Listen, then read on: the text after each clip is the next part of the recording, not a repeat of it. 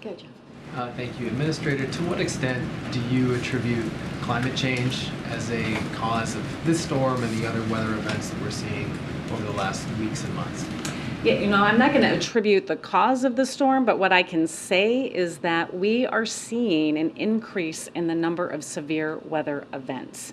And what we saw with this storm, as we have seen with several of our hurricanes over the last few years, is that they are intensifying more rapidly due to the elevated heat of the water temperature in the Gulf or in the Pacific, or whether it's in the Atlantic. These storms are intensifying so fast that our local emergency management officials have less time to warn and evacuate and get people to safety.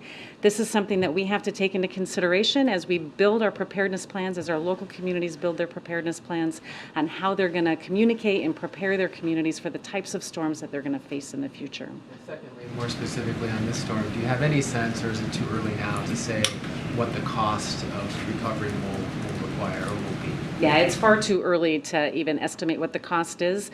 It's still unsafe in many parts to even go out. That's what's going to happen over the next several days, is to really get a good understanding, an initial estimate of what we think the costs will be and what the amount of impact to these communities has been. Absolutely.